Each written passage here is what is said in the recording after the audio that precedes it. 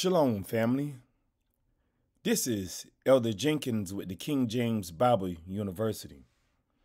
And I want to speak to you on the topic, let this that we have spoken be for a warning unto us. See, family, one thing we got to realize, we are all in this together.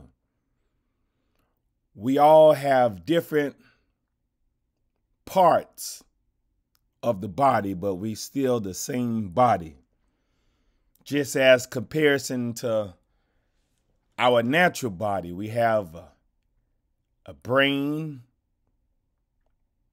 we have hands and arms and feet and ligaments and toes and fingers and a back. We have all of these different parts of our body that works together in unison for our body to be optimum and perform at its highest level.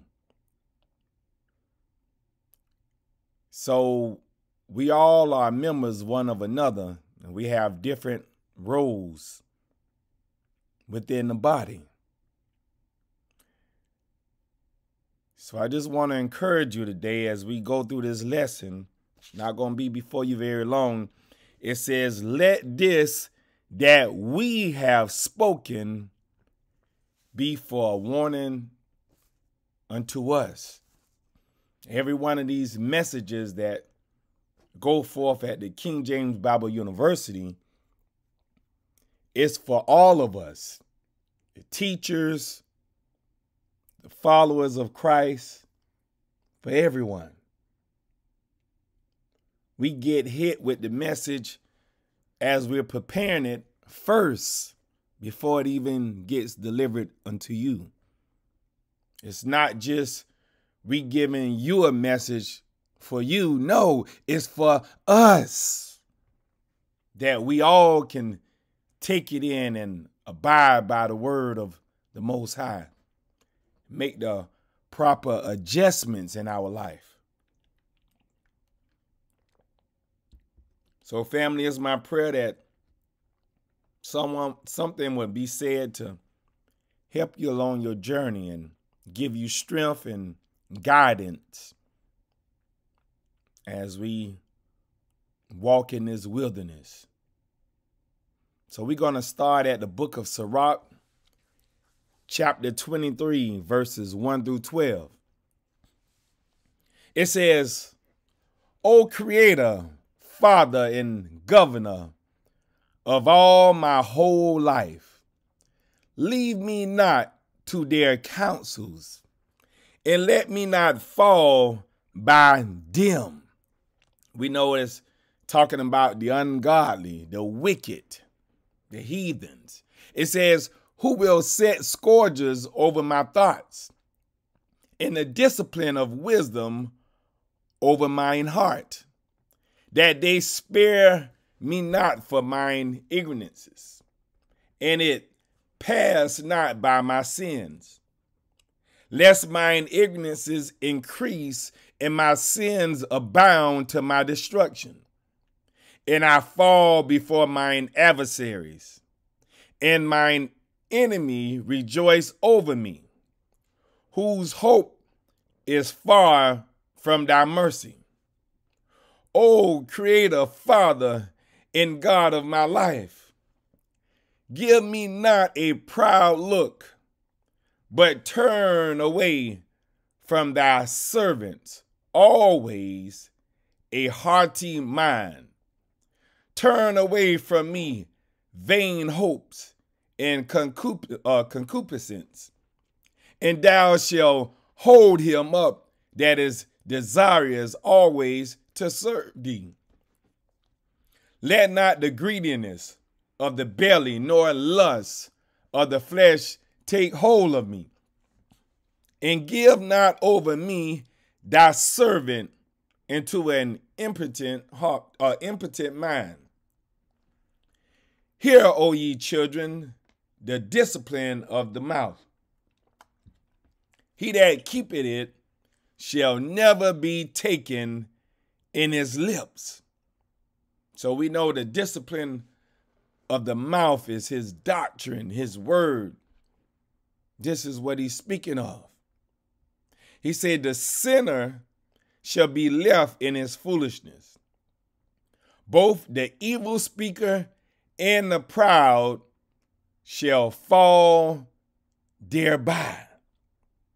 So family is letting us know that this evil speaker, not only the evil speaker, but also the followers that follow the evil speaker, they're proud, trusting in the evil speaker. They're proud, trusting in flesh. They're going to fall thereby. And I'm going to pivot just for a quick second because this verse 8, it's a direct precept that precepts with it. So it say the sinner shall be left in his foolishness. Both the evil speaker and the proud shall fall thereby. So we already know it's a direct precept that goes to this, and I just want to show it. It's not a part of the teaching. Isaiah 9, verse 15 and 16. It says, the ancient and honorable, he is the head. And the prophet that teacheth lies, he is the tail. For the leaders of this people cause them to err, and they that are led of them are destroyed. So, see, the leaders of this people is the evil speaker. See, the prophet that teacheth lies is the evil speaker. He's the tail. The ancient and honorable, which is Satan, he is the head. This is what's going on, family. It's very important that we get this information. Very important. So we're going to go back to Sirach 23 and verse 8. So it said, the sinner shall be left in his foolishness. Both the evil speaker and the proud shall fall thereby. Accustom not thy mouth to swearing, neither use thyself to the naming of the Holy One. For as a servant that is continually beaten shall not be without a blue mark, so he that sweareth and nameth God continually shall not be faultless. A man that useth much swearing shall be filled with iniquity, and the plague shall never depart from his house. Just think about that. It's telling us that a man, male or female, that use much swearing shall be filled with acts of sin. And he's telling us in his word that the plague shall never depart from his house, meaning depart from their body. We're going to always have issues going on. That's something to meditate on when someone is always swearing. It says, if he shall offend, his sin shall be upon him. And if he acknowledge not his sin, he make it a double offense. And if he swear in vain, he shall not be innocent, but his house shall be full of calamities. See, family? This for the ones that's proud. They puffed up. They self-righteous. They don't feel like they don't do no wrong. They feel like they do no wrong. They can do no wrong. They always want to be right. Not acknowledging their sin and their swearing in vain. He said, but his house, his body shall be full of calamities. And something else I scene here I want to tie in, because it says a man that useth much swearing shall be filled with iniquities, and the plague shall never depart from his house. So let's go to the law book, tie something in. These ordinances that was written against us. Deuteronomy chapter 28 and verse 45 and 46, it says, moreover, all these curses shall come upon thee, and shall pursue thee, and overtake thee, till thou be destroyed, because thou hearkenest not unto the voice of the Spirit of God thy God, to keep his commandments and his statutes which he commanded thee. And they shall be upon thee for a sign and for a wonder, and upon thy seed forever.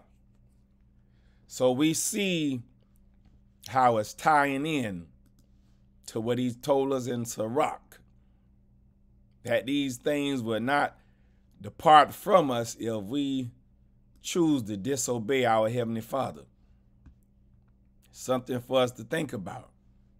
He said, and the plague shall never depart from his house, but his house shall be full of calamities. So that's something for us to meditate on, family. Let this that we have spoken be for a warning unto us. This is what we want to focus on. And let's look at verse 12. It says, there is a word that is clothed about with death. God grant that it be not found in the heritage of Jacob. For all such things shall be far from the godly, and they shall not wallow in their sins. See, family, according to the scripture, it's a word that is clothed in death.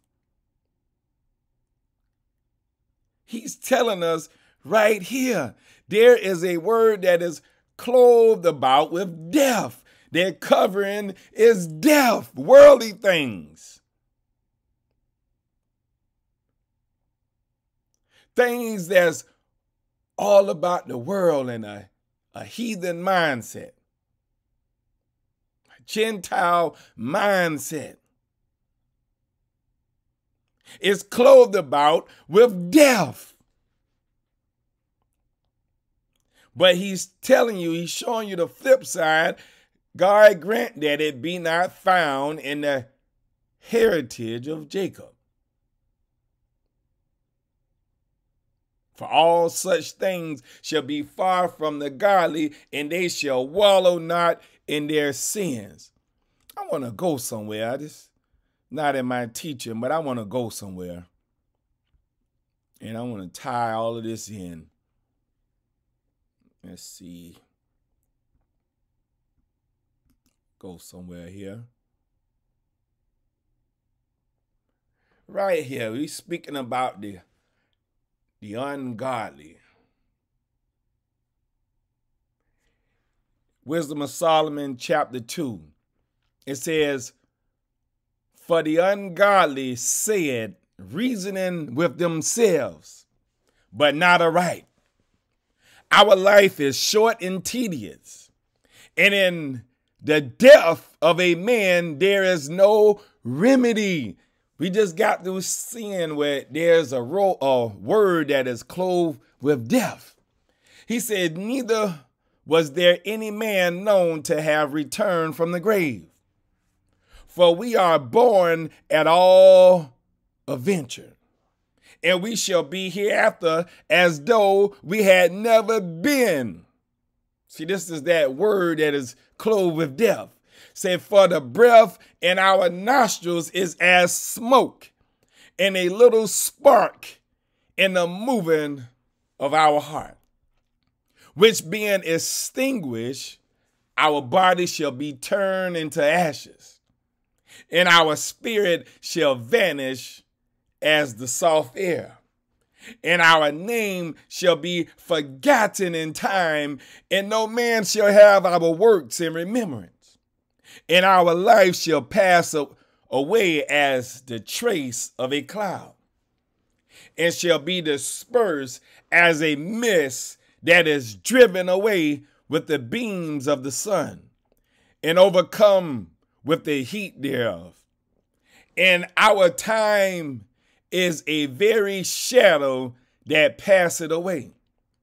And after our end there is no returning, for it is fast sealed, so that no man coming again. Come on, therefore, let us enjoy the good things that are present, and let us speedily use the creatures like as in youth. See, this is the ungodly wanting to enjoy the worldly things. This is their mindset as they speak about their own selves. It says, let us fill ourselves with costly wine and ointments, and let no flower of the spring pass by us. Let us crown ourselves with rosebuds before they be withered. Let none of us go without his part of our voluptuousness. This is that proud and puffed up spirit. It said, let us leave tokens of our joyfulness in every place, for this is our portion and our lot is this. So in other words, let us set up statues all over the land. Some of our great leaders and people that we look up to and our warriors, let us set up these statues so there can be a token and a remembrance of the things that our forefathers have done. This is what their mindset is. You see statues all over this world.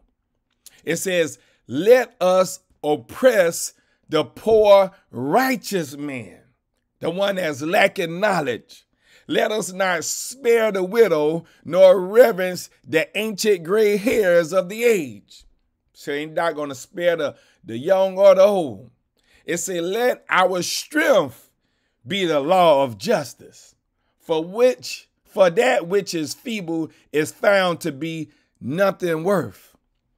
So in other words, they're going to let their strength be the law. They see something they want, they're going to take it.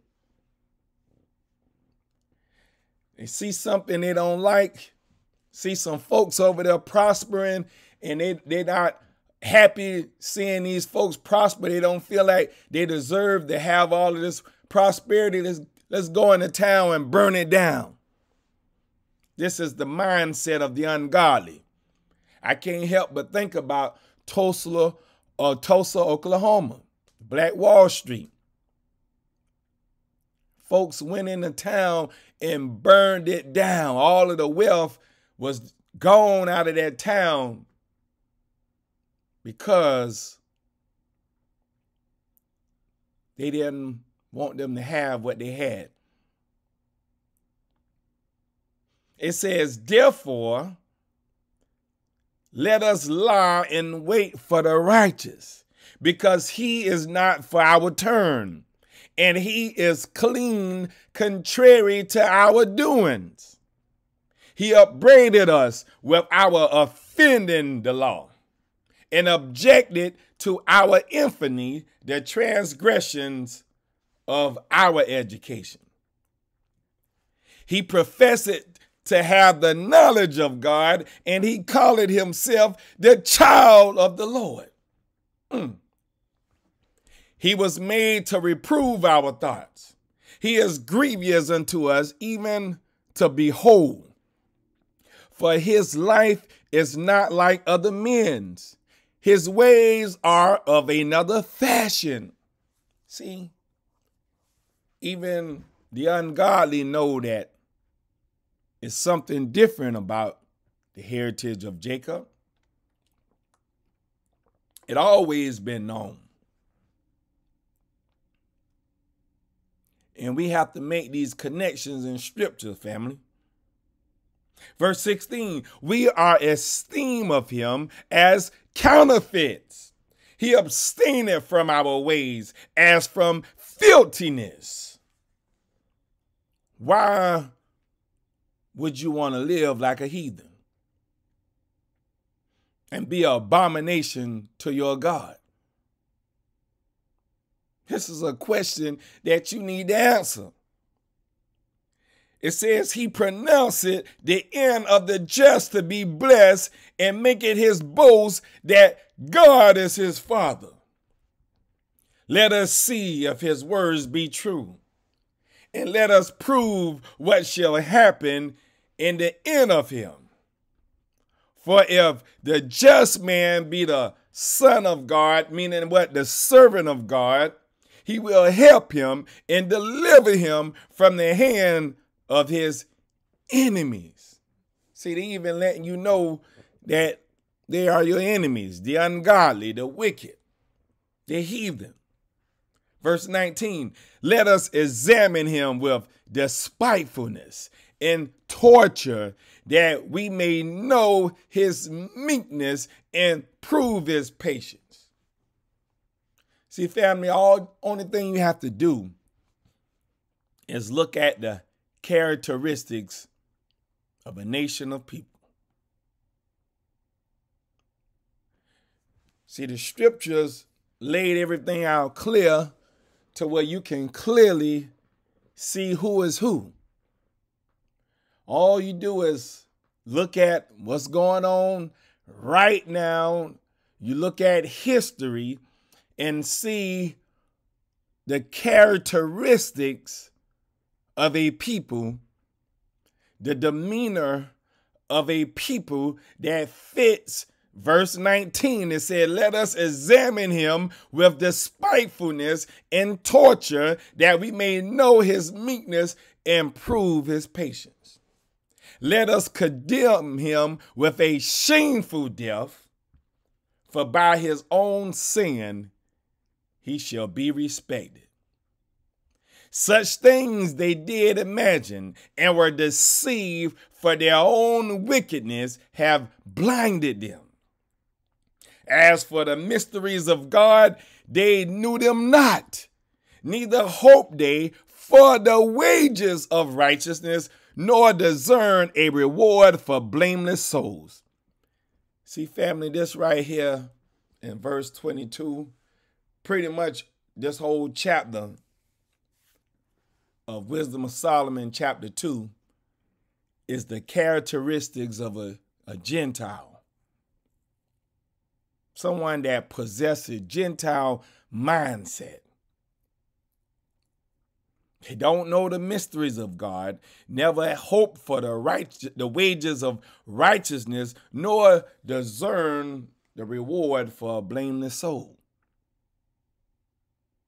It says, for Yahweh created man to be immortal and made him to be an image of his own eternity. Now I'm going to back up a little bit to Wisdom of Solomon, chapter 1 and verse 16. Then we'll keep on with the teaching. It says, but ungodly men with their works and words called it to them. Matter of fact, let me go up one. Let me go up to verse 13.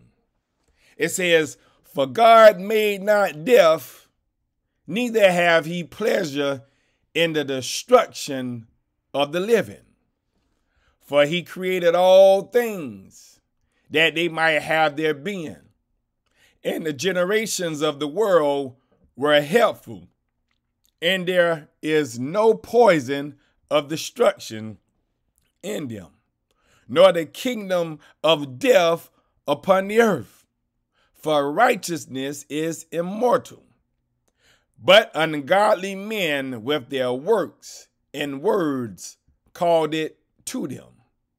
For when they thought to have it their friend, they consumed to naught and made a covenant with it. They made an agreement with death because they are worthy to take part with it.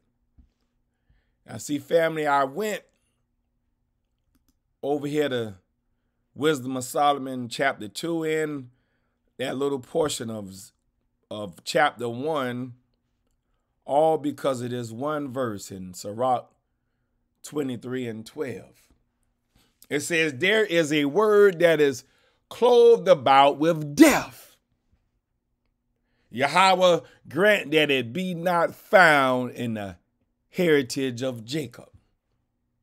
For all such things shall be far from the godly, from the righteous, from the obedient, and they shall not wallow in their sins. So we see the clear separation, family. Let's make sure that we don't find ourselves on the wrong side of the plumb line. Let's not follow the heathens and do what the heathens do. Let's not follow the Gentile mindset and do what the Gentile mindset do. Let's not follow the Gentiles' God and worship the Gentiles' God. Let's not do these things, family. 1 Corinthians chapter 12 and verse 2. It says, ye know that ye were Gentiles. You had a Gentile mindset, your own self, my own self, carried away unto these dumb idols, even as ye were led. 1 Corinthians chapter 10 and verse 20 through 22. But I say that the things which the Gentiles sacrifice, they sacrifice to devils and not to Yahweh. So in other words, their God that they're praying to is a devil, is an idol. And we can prove it using scripture. And he said, and I would not that ye should have fellowships with devils. Ye cannot drink the cup of the Creator and the cup of devils. Ye cannot be partakers of the Lord's table and of the table of devils. You cannot do these things. Do we provoke the Creator to jealousy? Are we stronger than He? I'm going to pivot somewhere else just to support this precept. Over here in Psalms 96, verse 3 down to verse 5, it says, declare his glory among the heathen, his wonders among all people. For the Spirit of God is great and greatly to be praised, to be confessed. He is to be feared, desired above all gods, all of these idols. It says, for all the gods of the nations, plural, are idols. But the Spirit of God made the heavens. So it's proving a point that these other gods, they're devils, also known as idols. And he don't want us to have fellowship with devils, family. Sirach chapter 39 and verse 27 down to 35, we still focusing on what he told us in Sirach 23 and 12, that there is a word clothed in death. So verse 27 through 35, it says, all these things are for good to the godly. Matter of fact, let's go up to verse 26. It says, the principal things for the whole use of man's life are water, fire, iron, and salt, flour of wheat, honey, milk, and the blood of the grape, and oil, and clothing. All these things are for good to the godly. So to the sinners, they are turned into evil. There be spirits that are created for vengeance, which in their fury lay on sore strokes. In the time of destruction, they pour out their force and appease the wrath of him that made them. Fire and hail and famine and death, all these were created for vengeance. Teeth of wild beasts and scorpions, serpents, and the sword punishing the wicked to destruction. They shall rejoice in his commandment, and they shall be ready upon earth when need is. And when their time is come, they shall not transgress his word. Therefore, from the beginning I was resolved, and thought upon these things, and have left them in writing. All the works of the Creator are good, and he will give every needful thing in due season, so that a man cannot say, this is worse than that. For in time they shall all be well approved. And therefore praise ye the Creator with the whole heart and mouth, and bless the name of the Spirit of God. So bless the name, the way of the Creator. So let us know, family, that let this that we have spoken be for a warning unto us. Because he's letting us know the things that we really need to be focusing on. Proverbs chapter 1, verse 20 down to 33. It says, wisdom crieth without. She uttered her voice in the streets. She cried in the chief place of concourse, in the openings of the gates. In the city she uttered her words, saying, how long, ye simple ones, will ye love simplicity? And the scorners delight in their scorning, and fools hate knowledge. Turn you at my reproof. Behold, I will pour out my spirit unto you. I will make known my words unto you, because I have called and ye refuse. I have stretched out my hand and no man regarded. But ye have set at naught all my counsel, and with none of my reproof. I also will laugh at your calamity. I will mock when your fear cometh. When your fear cometh as desolation, and your destruction cometh as a whirlwind. When distress and anguish cometh upon you, then shall they call upon me, but I will not answer. They shall seek me early, but they shall not find me.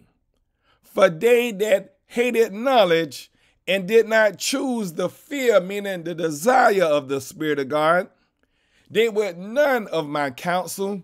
They despise all my reproof. So every time I tried to share this knowledge with them, they didn't want it. They despised it. They spoke evil of it. It says, therefore shall they eat of the fruit of their own way, and be filled with their own devices. For the turning away of the simple shall slay them, and the prosperity of fools shall destroy them. But whoso hearken unto me shall dwell safely and shall be quiet from fear of evil. So family, he letting us know,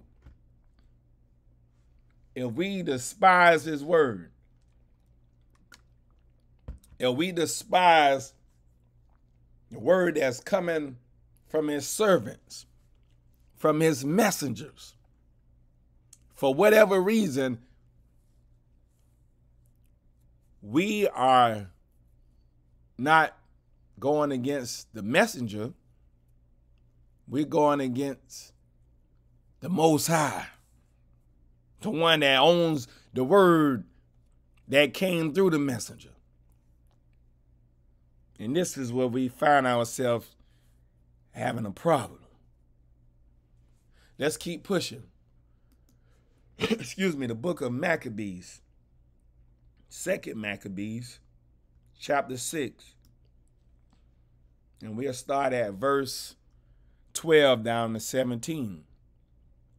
It says, now I beseech those that read this book that they be not discouraged for these calamities, but that they judge those punishments not to be for destruction, but for a chastening of our nation.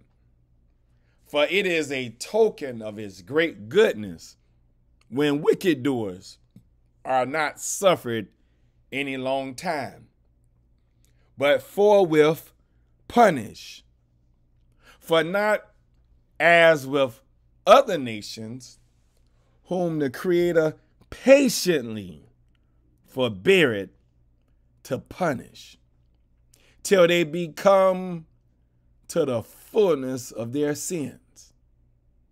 So dealeth he with us, lest that being come to the height of sin, afterwards he should take vengeance on us. And therefore he never withdrawed his mercy from us. And though he punish with adversity, yet doeth he never forsake his people. But let this that we have spoken be for a warning unto us. And now will we come to the declaring of the matter in a few words. Micah, chapter 6, verse 8 and 9. He have showed thee, O man, O male, or female, what is good, and what doeth the Spirit of God require of thee, O Adam, O house of Israel, but to do justly, and to love mercy, and to walk humbly with thy God. O generation of Adam, this is what he hath showed thee. The Lord's voice cried unto the city. He cried unto the house of Israel. And the man of wisdom shall see thy name, meaning shall see thy way. Hear ye the rod, and who have appointed it. See, his voice gonna cry out. And the man of wisdom, male or female, shall see thy way. And hear the rod, you're going to hear that word. And who have appointed it, and who it came from. Let's look at something here in Matthew chapter 13. See, we want to be hearers of the word and doers of the word. We want to be able to perceive it and understand it and comprehend it. Matthew 13, and we'll start at the 11th verse down to verse 17. It says, he answered and said unto them, well, I'll start at verse 10, it says, and the disciples came and said unto them, why speakest thou unto them in parables? He answered and said unto them, because it is given unto you to know the mysteries of the kingdom of heaven, but to them it is not given. For whosoever hath, to him shall be given, and he shall have more abundance. But whosoever have not, from him shall be taken away, even that he have. Therefore speak I to them in parables, because they seeing see not, and hearing they hear not, neither do they understand. And in them is fulfilled the prophecy of Isaiah, which said, by hearing ye shall hear, and shall not understand, and seeing ye shall see, and shall not perceive. For this people's heart is waxed gross, and their ears are dull of hearing, and their eyes they have closed, lest at any time they should see with their ears, and hear with they shall see with their eyes, and hear with their ears, and shall understand with their heart, and shall be converted, and I shall heal them. But blessed are your eyes, for they see, and your ears, for they hear. For verily I say unto you, that many prophets and righteous men, these preachers and pastors, have desired to see those things which ye see, and have not seen them, and to hear those things which ye hear, and have not heard them. So he clearly letting us know, family, that is folks that's behind the pulpits, that's leading the people, that have not seen these things, have not heard these things. And he's telling us in verse 15, for this people heart is waxed gross, and their ears are dull of hearing, and their eyes they have closed, lest at any time they should see with their eyes, and hear with their ears, and shall understand with their hearts, and should be converted, and I should heal them. This is Christ speaking. But when we puffed up in our flesh, when we prideful, when we think we already know what the scriptures are saying, and we don't even have a clue what it's saying, this is where we find ourselves. We find ourselves in error. So let's look at the book of Ezekiel chapter 3, verse 1 through 11. He said, moreover, he said unto me, Son of man, eat that thou findest. Eat this roll. We know this is spiritual speak, so he's telling us to learn of this roll that he's given him. He said, and go speak unto the house of Israel. So I opened my mouth, and he caused me to eat that roll, meaning to learn the knowledge that he was giving him.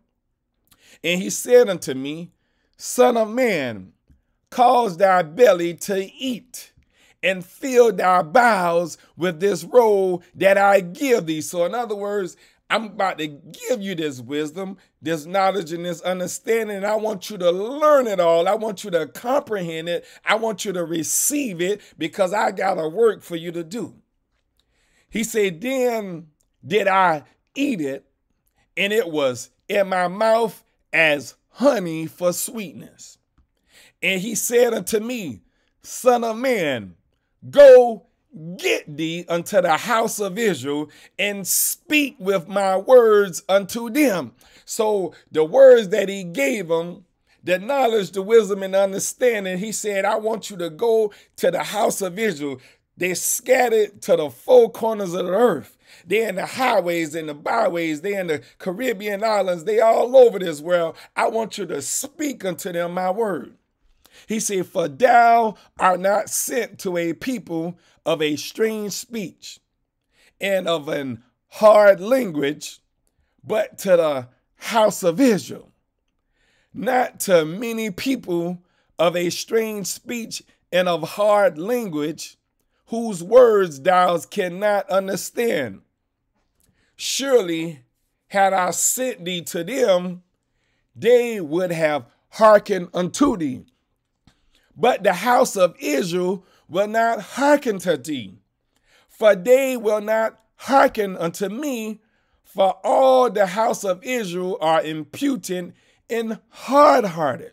So he's telling us about ourselves, family. He already know we are hard-headed.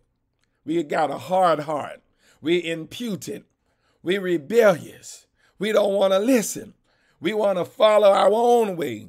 We want to establish our own covenant. We want to do things on our own. And to prove the point, I'm going to pivot for a minute. Romans chapter 10. It's telling us all day long. Romans chapter 10 and verse 2 and 3, it says, for I bear them record that they have a zeal of God, but not according to knowledge. For they being ignorant of God's righteousness and going about to establish their own righteousness, have not submitted themselves unto the righteousness of God. We're going about to establish our own righteousness. But Paul said here in verse 1, brethren, my heart's desire and prayer to Yahweh for Israel is that they might be saved.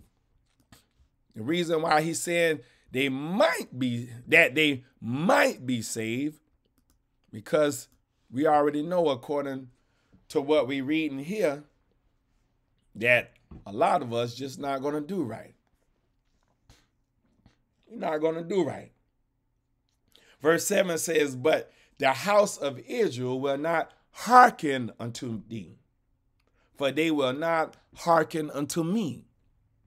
For all the house of Israel are impudent and hard-hearted. Behold, I have made thy face strong against their faces, and thy forehead strong against their forehead. As an adamant, harder than flint, have I made thy forehead. So in other words, I'm going to pound this word in you with power and authority, and you going to speak my word unto them, no matter how hard their heart is. He said, as an adamant, harder than flint, have I made thy forehead.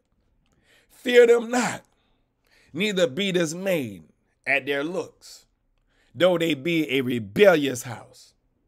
Moreover, he said unto me, Son of man, all my words that I shall speak unto thee, receive in thine heart, and hear with thine ears, and go get thee to them of the captivity, all the ones that scattered to the four corners of the earth, unto the children of thy people, the 12 tribes, and speak unto them and tell them, thus said the Spirit of God, the Creator God, whether they will hear or whether they will forbear. So you go tell them, you go tell my people, you go tell them, and we're going to see either they will hear or either they will forbear. It's another precept I want to pull in, because right here, where they say, and go get thee to them of the captivity unto the children of thy people, and speak unto them, and tell them, thus said the Creator God. Now I'm going to pivot right there after it said, thus said the Creator God. And let's hit 2 Chronicles 7 and 14. It said, if my people which are called by my name, by my way, by my spirit, by my name, shall humble themselves and pray and seek my face and turn from their wicked ways, then will I hear from heaven and will forgive their sin and will heal their land. This is what he's telling us, family. This is what he's telling us when he said, go and speak unto thy people and tell them. This is what he's saying. Whether they will hear or whether they will forbear, it's still to be determined. Still to be determined. Deuteronomy 18:18. He said, I will raise them up a prophet from among their brethren, like unto thee, and will put my words in his mouth. And in other words, I'm going to put my doctrine in his mouth. And he shall speak unto them all that I shall command him. So the Most High, he raising up prophets right from within the nation of Israel. And he raising up these prophets to do a work. They are servants made to serve. And he's going to put his words, his doctrine, his wisdom, his knowledge, his understanding in their mouth, and it shall speak all that I shall command him, is what he's telling us. Piggyback on that, we're going to hit Jeremiah 3 and verse 15. He said, and I will give you pastors according to mine heart, which shall feed you with knowledge and understanding. The words that he's going to put in their mouth is knowledge and understanding, and this is a gift. It shouldn't cost you anything but your time. No money. No teaching for hire. No divining for money. No pastor's salary, no pastor's anniversary, no none of that. It's a gift. Freely we receive and freely we have to give it to you. Let's go back to Ezekiel chapter 3. Verse 12 down to 21. It says, then the Spirit took me up, and I heard behind me a voice of a great rushing, saying, blessed be the glory of the Spirit of God from his place.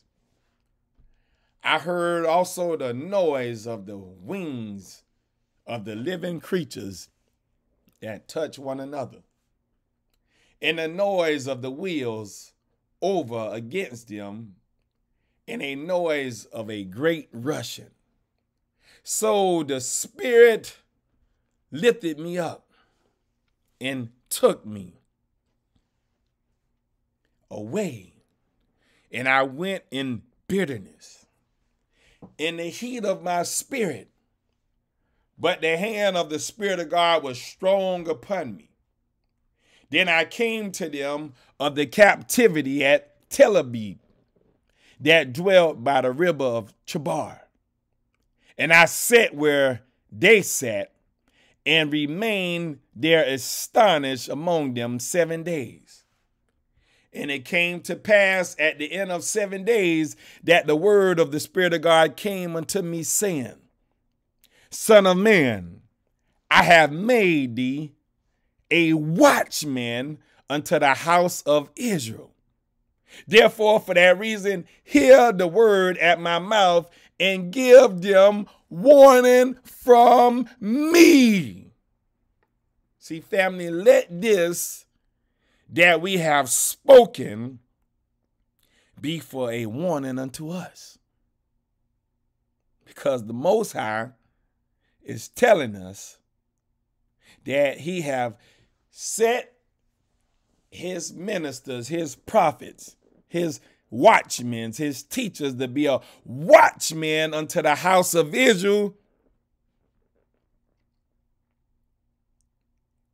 and that they are to give the house of Israel warning for the Most High. It says, when I say unto the wicked, thou shalt surely die, and thou givest him not warning, nor speakest to warn the wicked from his wicked way to save his life, the same wicked man shall die in his iniquity. But his blood will I require at thine hand, at the watchman's hand. Yet if thou warn the wicked, and he turn not from his wickedness, nor from his wicked way, he shall die in his iniquity. But thou hast delivered thy soul.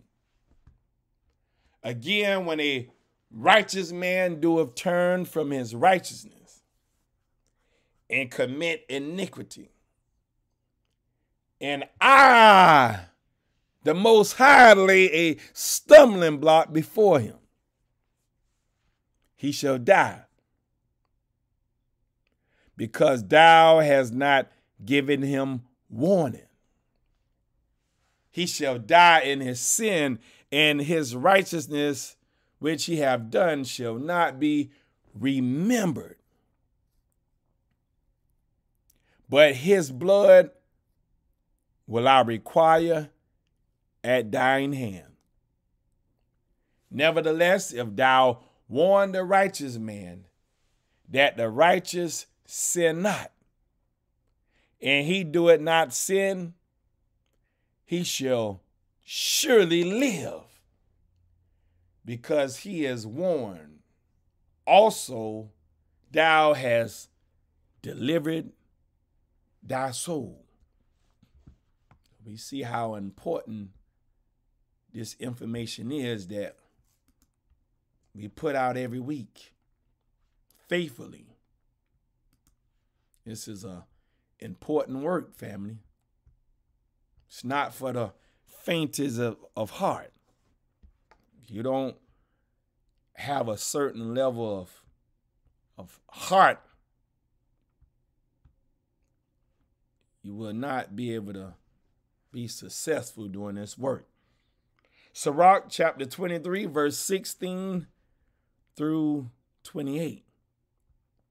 It says, two sorts of men multiply sin, and the third will bring wrath.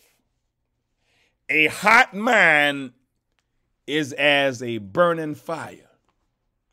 It will never be quenched till it be consumed. A fornicator in the body of his flesh will never cease till he have kindled a fire. All bread is sweet to a whoremonger. He will not leave off till he die.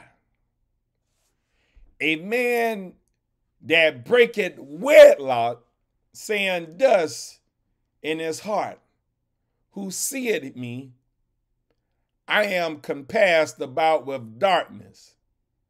The walls cover me, and nobody seeth me. What need I to fear? The Most High will not remember my sins. Such a man only feared the eyes of men, and knoweth that the eyes of the Creator are 10,000 times brighter than the sun. beholding all the ways of men, and considering the most secret parts. See, family, this right here that's a heavy verse. See, you got some people that's just have the fear of the eyes of men. You worrying about what men see, what people see, instead of worrying about the Most High. He said, and know it not that the eyes of the Creator are 10,000 times brighter than the sun. We couldn't even wrap that around our mind, family. Beholding all the ways of men and considering the most secret parts. He knew all things ever they were created. Wow. So also after they were perfected, he looked upon them all. This man shall be punished in the streets of the city, and where he suspected not, he shall be taken. Thus shall it go also with the wife that leaveth her husband, and bringeth in an heir by another. Excuse me. For first, she have disobeyed the law of the Most High. And secondly, she have trespassed against her own husband.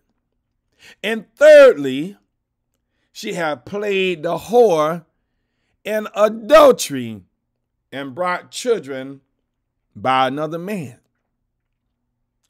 She shall be brought out into the congregation, and inquisition shall be made of her children.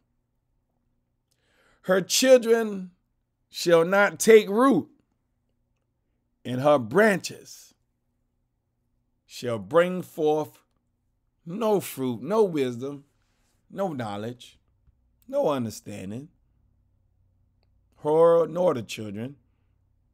She shall leave her memory to be cursed, and a reproach shall not be blotted out. And they that remain shall know that there is nothing better than the fear of the Creator, and that there is nothing sweeter than to take heed unto the commandments of the Creator. It is great glory to follow the Creator, and to be received of him is long life. See, family, these verses right here can even be used spiritually also. See, he talked about the two sorts of men, but then also when he got through talking about the two sorts of men that multiply sin, then he also started talking about the woman.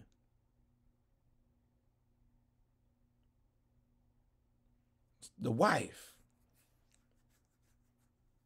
It said, thus shall it go also with the wife that leaveth her husband. See, now this can go spiritually, because we know spiritually if we disobey our Heavenly Father, Christ's supposed to be our husbandman, and we divorce him, and start serving other gods and idols and doing all these other things. And then these children that is talking about is offspring of the fruits that you producing, which is not of the Most High. We can look at this verse spiritually, and also we can look at it carnally as a natural husband or wife with child. Spiritually is the works that you're producing, the fruits that you're producing that is not of God. The deeds, the works, the actions. The works of the flesh.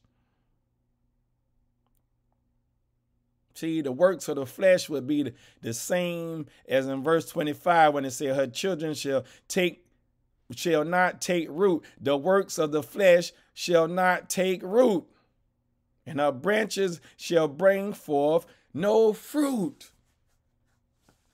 Why? Because it's the works of the flesh. It's what it's producing. This is why.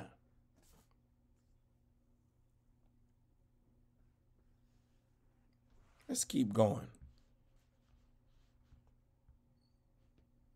He said, it is great glory to follow the Creator, and to be received of him is long life. Proverbs chapter 1, verse 5 through 9. It says, a wise man will hear and will increase learning, and a man of understanding shall attain unto wise counsels. To understand a proverb and the interpretation, the words of the wise in their dark sayings. The fear, meaning the desire of the Spirit of God, is the beginning of knowledge. But fools despise wisdom and instruction. My son, hear the instruction of thy father, and forsake not the law of thy mother. For they shall be an ornament of grace unto thy head, and chains about thy neck. Malachi 3:16 through 18. Then they that feared, they that desired the Spirit of God, spake often one to another. And the Spirit of God hearkened and heard it. And a book of remembrance was written before him for them that feared the Spirit of God, and that thought upon his way. And they shall be mine, said the Spirit of God of hosts, in that day when I make up my Jews, and I will spare them as a man spared his own son that served him. Then shall ye return and discern between the righteous and the wicked, between him that serveth Yahweh and him that serveth him not. Baruch chapter 4, verse 1 through 4.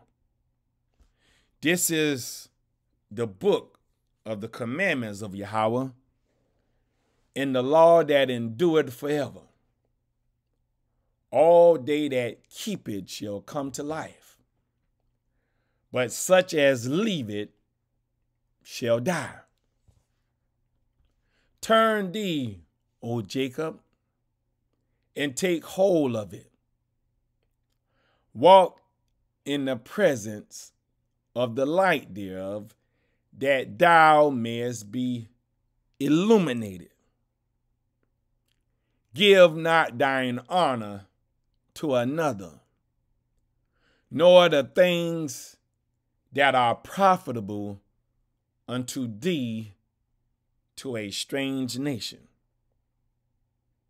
O Israel, Happy are we for things that are pleasing to Yahweh are made known unto us. Deuteronomy 29 and 29. The secret things belong unto the Spirit of God, our God. But those things which are revealed belong unto us and to our children forever, that we may do all the words of this law. Psalms 147, 19 and 20.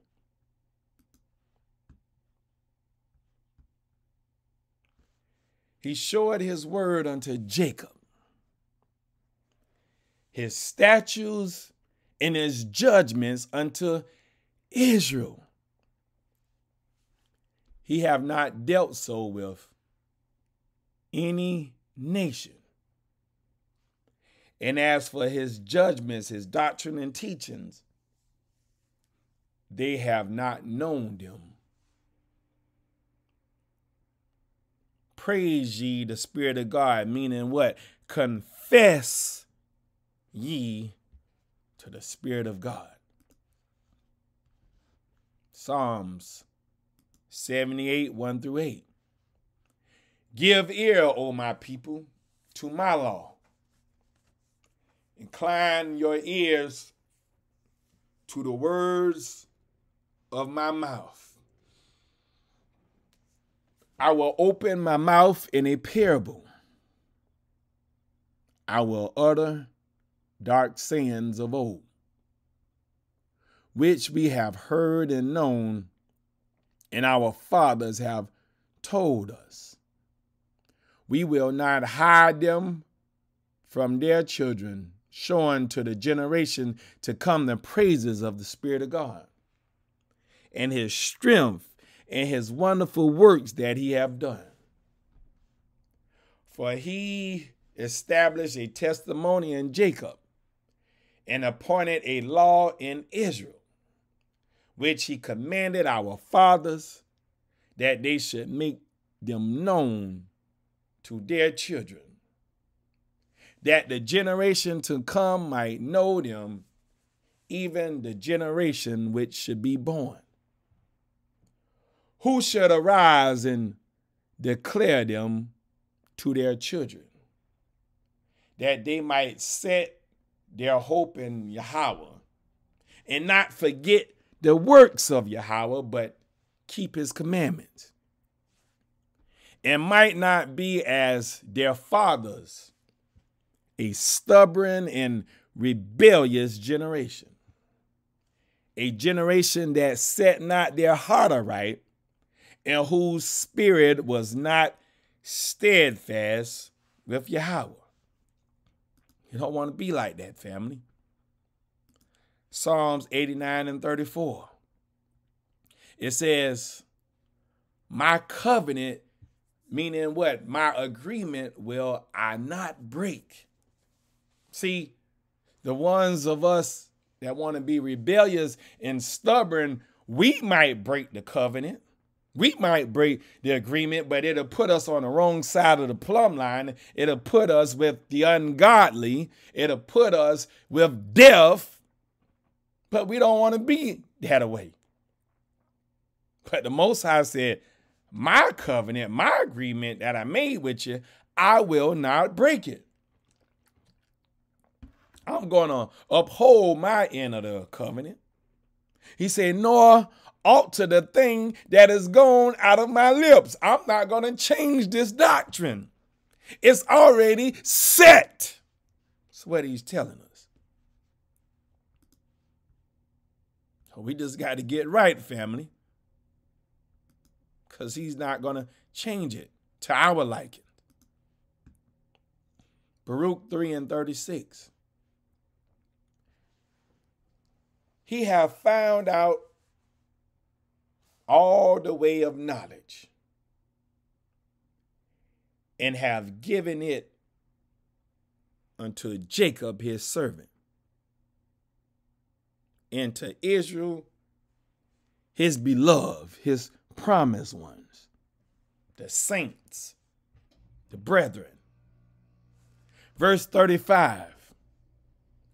This is our God, meaning what? Our God, and there shall none other be accounted of in comparison of him. None other. Stop trying to compare a man to the Most High. It's no comparison. Colossians chapter 1, verse 10 through 26. That ye might walk worthy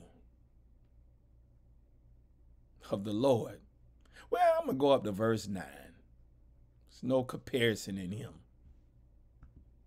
For this cause we also, since the day we heard of it, do not cease to pray for you, and to desire that ye might be filled with the knowledge of his will in all wisdom and spiritual understanding. I'm going right back to Baruch to make sure this tie in real good. Baruch 3:36. He have found out all the way of knowledge, and have given it unto Jacob his servant, and to Israel his beloved, his promised one. I just want to make sure this sticking real good. For this cause we also, since the day we heard it, do not cease to pray for you, and to the desire that ye might be filled with the knowledge of his will in all wisdom and spiritual understanding, that ye might walk worthy of the Creator unto all pleasing, being fruitful in every good work. You already see who he gave it to. And increasing in the knowledge of Yahweh, strengthening with all might, according to his glorious power, unto all patience and longsuffering with joyfulness, giving thanks unto the Father, which have made us meet to be partakers of the inheritance of the saints in light, his beloved, who have delivered us from the power of darkness, and have translated us into the kingdom of his dear Son, meaning his servant, Christ, the Spirit of God, the Word, in whom we have redemption through his blood, meaning through his life, even the forgiveness of sins, who is the image of the invisible God, the firstborn of every creature. For by him were all things created that are in heaven and that are in earth, visible and invisible, whether they be thrones or dominions or principalities or powers. All things were created by him and for him. And he is before all things, and by him all things consist. And he is the head of the body, the church, who is the beginning, the firstborn from the dead, that in all things he might have the preeminence. And see, I'm going to show this right here. This verse 18 is saying, he is the head of the body, the church, who is the beginning, the firstborn from the dead. Talking about Christ, the Spirit of God. See if I can pull this real quick. It's been a minute since I was over there. See if I can pull it real quick. It just came to mind. And give me 1 second. 1 second. I can pull that one.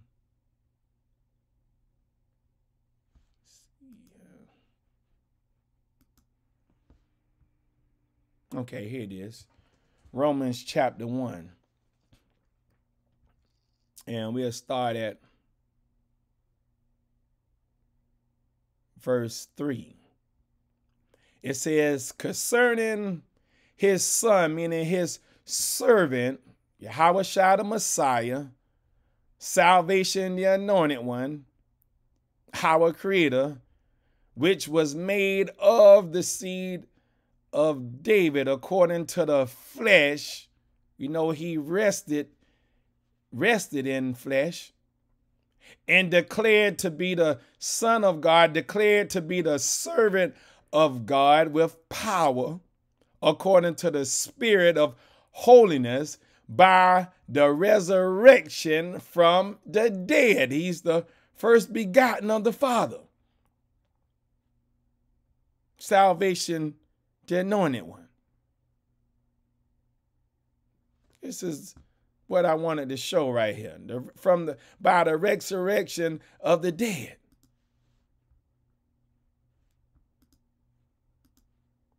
That's what I wanted to show.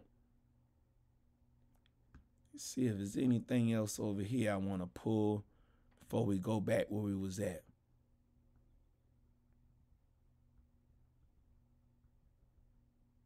Yeah, okay. Let's go to John chapter 1 and we'll go to verse 11. No, we'll go to verse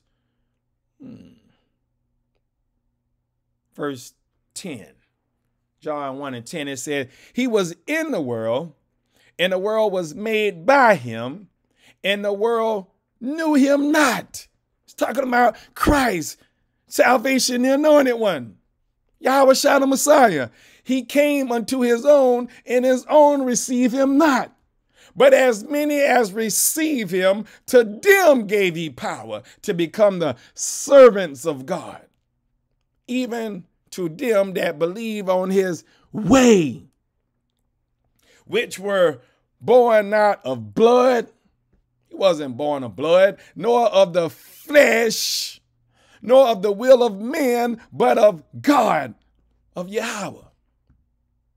And the word was made flesh, this same word that we're speaking about, salvation anointed. And the word was made flesh and dwelled among us, and we beheld his glory, the glory as of the only begotten of the Father, full of grace and truth. Verse 14 is all I really needed, but I just wanted to make sure we made that tie-in, this connection with Colossians over here. I wanted to make sure we made that connection with verse 18 in Colossians chapter 1 and say, and he is the head of the body, the church, who is the beginning, the firstborn from the dead, that in all things he might have the preeminence. See, this is where Christians messed up, because they keep trying to put this on the man, the flesh man, Jesus. Not understanding the word Jesus have a spiritual meaning, which is salvation. So it's speaking about salvation, the anointed one, which is Christ, which is the Spirit of God, which is his word. And the Christians keep putting it on flesh. Verse 19, he said, for it pleased the Father that in him should all fullness dwell, and having made peace through the blood of his cross, meaning the life of his suffering unto death, by him to reconcile all things unto himself. By him I say, whether they be things in earth or things in heaven, and you that were sometime alienated and enemies in your mind by wicked works. In other words, we had a Gentile mindset. We was worshiping devils and idols. Yet now have he reconciled in the body of his flesh through death, to present you holy and unblameable and unreprovable in his sight. If providing ye continue in the faith, grounded and settled, and be not moved away from the hope of the gospel, meaning what? Of the message which ye have heard, and which was preached to every creature which is under heaven, whereof I, Paul, am made a minister, who now rejoice in my sufferings for you, and fill up that which is behind of the afflictions of Christ in my flesh, for his body's sake, which is the church, whereof I am made a minister according to the dispensation of Yahweh, which is given to me for you to fulfill the word of Yahweh, even the mystery which have been hid from ages, meaning what? From generations. And from generations, but now is made manifest to his saints, to his beloved, to his promised ones, to his saints. Romans chapter 9, verse 4 through 5, to his saints who are Israelites, to whom pertaineth the adoption and the glory and the covenants and the giving of the law and the service of Yahweh and the promises. All the promises in Scripture. Whose are the fathers, and of whom, as concerning the flesh, it's the reason Christ came, who is over all, Yahweh bless, meaning given wisdom, knowledge, and understanding forever. Amen. So family, I hope and pray something was said in this teaching to help you, to warn you, to encourage you, to equip you, to give you a shield of protection from the ungodly in this message. And family, let this that we have spoken be for a warning unto us. We should study to show ourselves approved, a workman needed not be ashamed, rightly dividing the word of truth. So family, I pray that you continue walking with Christ and following and obeying Christ. You allowed him to lead and guide you.